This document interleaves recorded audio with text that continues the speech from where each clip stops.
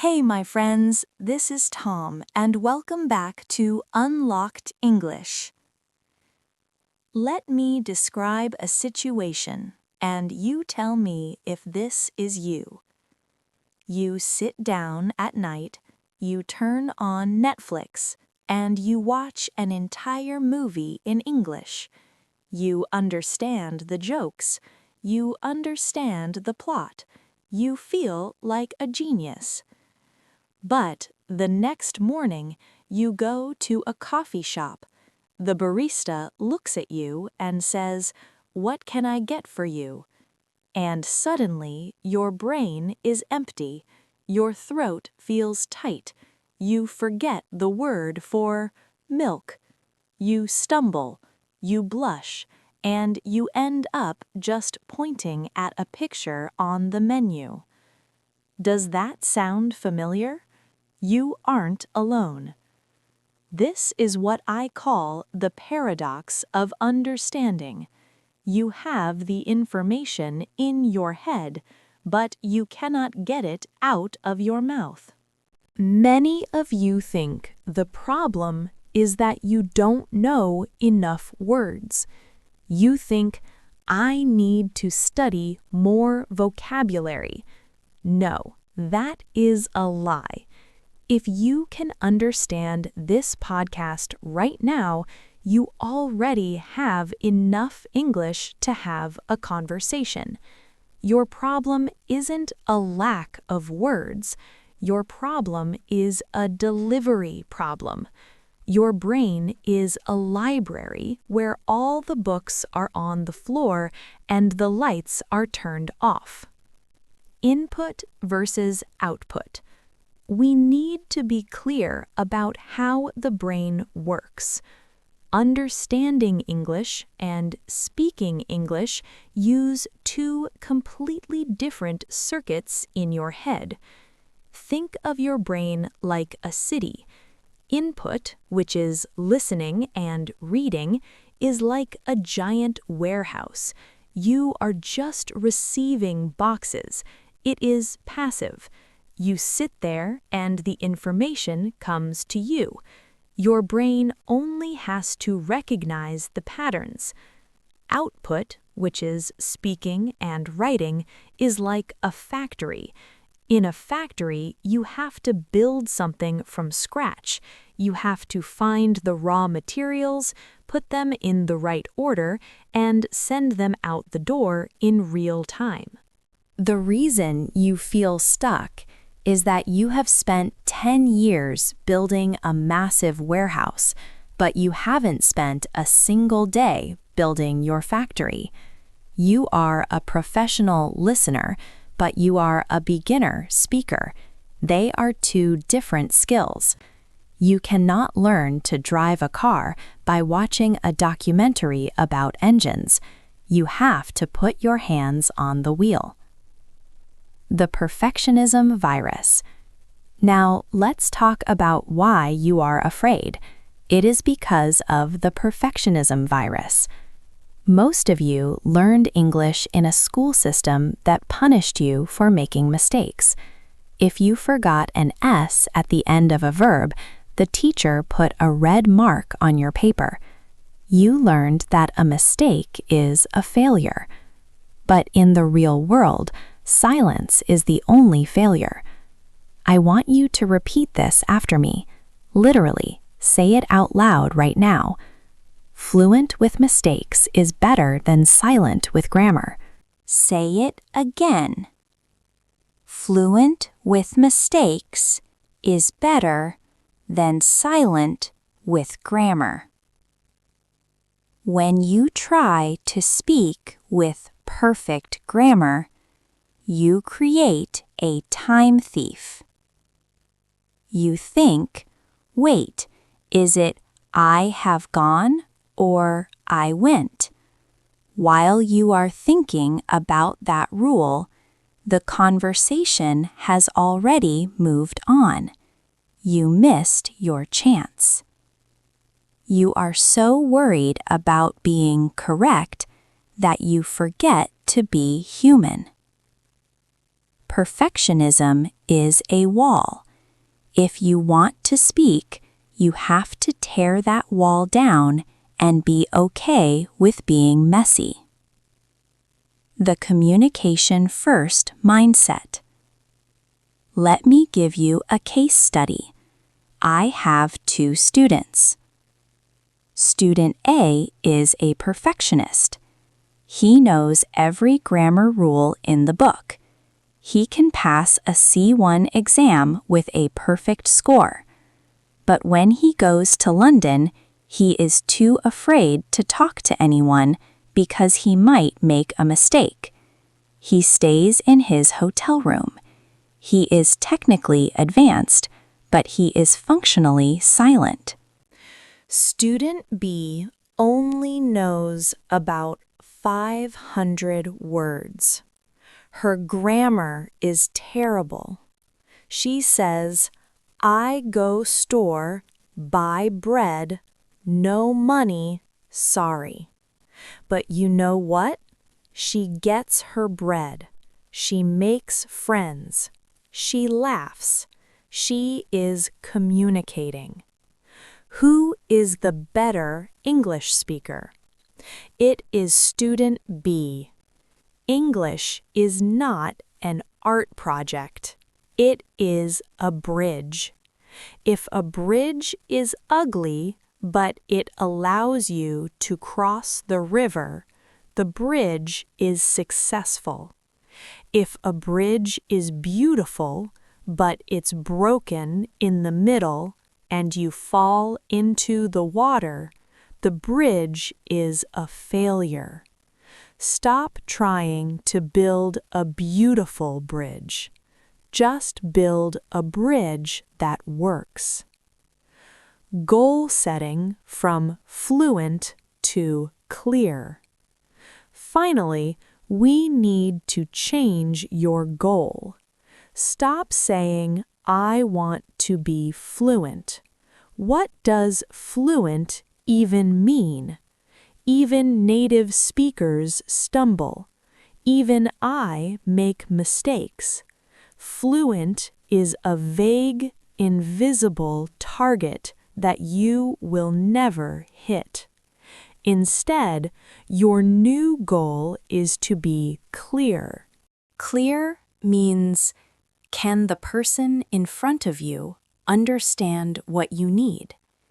If you can explain that you are hungry, that you are lost, or that you are happy, using whatever words you have won. In the next module, we are going to talk about the mechanics. We are going to build your factory. But for today, I want you to make a deal with yourself. Promise yourself that today you will value communication over perfection. You are going to let yourself be bad at English so that one day you can be great at English. The death of the dictionary. In Module 1, we talked about the factory in your brain. Now we need to talk about the raw materials. Most of you were taught to learn English using a dictionary. You learned that this word means that word in your native language. You learned apple, house, run, beautiful. This is the biggest mistake in language learning. Why?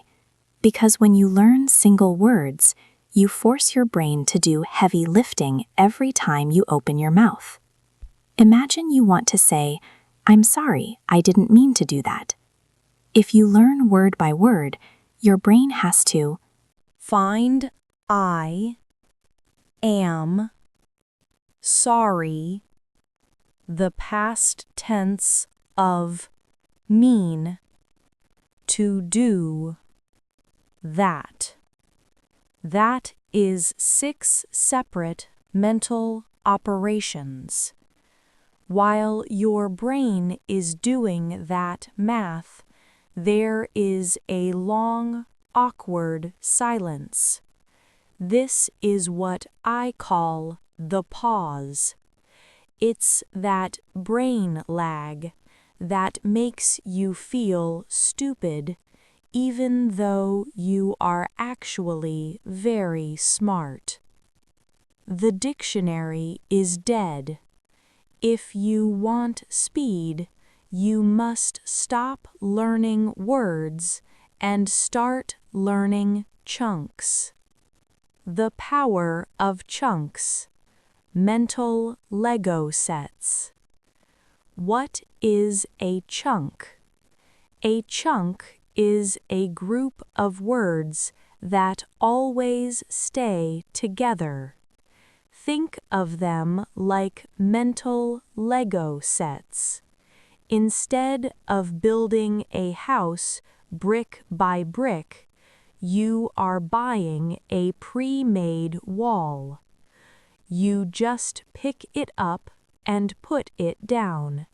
It's fast, it's strong, and it's perfect every time. Native speakers do not think in words. We think in chunks.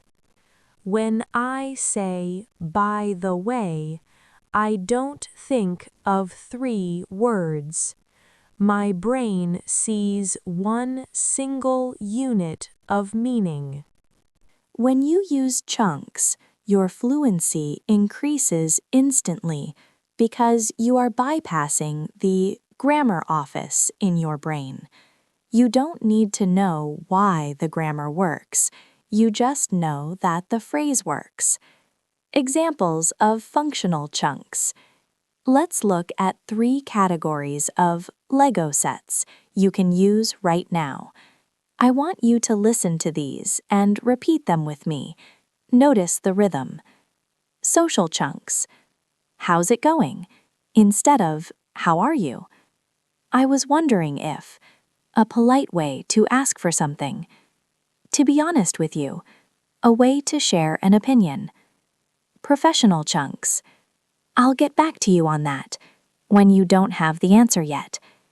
Let's touch base later, to suggest a future meeting. Does that make sense? To check if people understand you. Emergency chunks. I'm sorry, I didn't catch that, when you didn't hear someone. Could you say that again slowly? What do you mean by? If you memorize these as single sounds rather than groups of words, the pause will disappear. Now, you might say, Tom, this sounds great, but I have no one to practice these chunks with. 10 years ago, that was a problem. Today, it is an excuse. You have an English teacher in your pocket. It's called AI. Tools like ChatGPT or Pi.ai are not just for writing emails. They are your language gym. Think of a real gym. You go there to lift weights so that your muscles get strong. AI is where you lift English sentences so your mouth gets strong. The best part, the AI doesn't care if you make a mistake. It doesn't get bored. It doesn't judge your accent. It is the perfect partner for a shy learner. Specific prompts for role play. To use AI correctly, you must give it a job. Don't just say, hi. Use these specific prompts to trigger a speaking workout. Prompt 1. I want to practice ordering food. You are a waiter at a busy Italian restaurant. I am a customer. Let's have a short conversation. Correct my mistakes after we finish. Prompt 2. I have a job interview tomorrow for a sales position. Ask me 5 common questions one by one. After each answer, tell me how I can make it sound more natural. Prompt 3. Let's debate. I think cats are better than dogs. You think dogs are better. Try to convince me I'm wrong using simple English. When you use these prompts, don't type. Use the voice-to-text feature on your phone. Speak to the AI. Listen to its response. This is how you bridge the gap between knowing and doing. Immediate feedback. The magic of AI is immediate feedback. In a classroom, you might wait 20 minutes for a teacher to notice your mistake. With AI, you can say, "Can you rewrite what I just said, but make it sound like a native speaker?" It will show you the chunk you should have used. You said, "I want to know when the meeting is." AI suggests, "I was wondering when the meeting is scheduled for." Write that chunk down. Repeat it 10 times. Use it in the next sentence. This is how you build vocabulary speed. In the final module, we are going to take these chunks and this AI partner and put them into a high-intensity training system. We are going to make your English automatic. Now we get to the most powerful exercise in this program. It's called the 4-3-2 technique. This drill forces your brain to stop overthinking and start compressing information. Here is how it works. Phase 1, 4 minutes. Pick a simple story, maybe what you did yesterday. Set a timer. Talk for 4 minutes. It will be slow and you might have many pauses. That's fine. Phase 2, 3 minutes. Reset the timer. Tell the same story again. But this time you only have 3 minutes. You have to speak a little faster and cut out the unnecessary words. Phase 3, 2 minutes. One last time, 2 minutes. Now your brain already knows the story. You aren't searching for what to say, so you can focus on how to say it. You will find yourself using the chunks from Module 2 naturally. This is how you build muscle memory. By the time you reach the 2-minute mark, you are speaking at the speed of a native. You don't need a trip to London to immerse yourself in English. You can immerse yourself in your own kitchen. I want you to become a narrator. Describe your actions as you do them. I'm grabbing the keys. I'm walking to the car. I hope there isn't much traffic today. When you do this, you are connecting English directly to your physical actions. This stops the habit of translating in your head. You don't see an object, think of the word in your language, and then translate it to English. You simply see the keys and think keys. That is the secret to thinking in English. Sentence stretching, the elastic method. Finally, we practice flexibility. Fluency is the ability to take a small idea and make it bigger. Start with a seed sentence. I drank coffee. Now stretch it like a rubber band. When this morning, I drank coffee. Why? This morning, I drank coffee because I was exhausted. Where? This morning, I drank coffee at that small cafe down the street because I was exhausted. If you do this 5 minutes a day, you train your brain to handle complex grammar, like conditionals and relative clauses, without ever looking at a textbook. The 24-hour rule. My friends, the time thief wants to steal your progress. Don't let him. The rule is simple. Never go 24 hours without hearing your own voice speak English, even if it's just 1 minute of self-talk or 1 sentence stretch. Consistency is more important than intensity. Stop being a student of English. Start being a speaker of English. You have the mindset, you have the chunks, and now you have the drills. This has been Unlocked English. I'm Tom. The time thief is gone. Now go use your voice. Bye for now.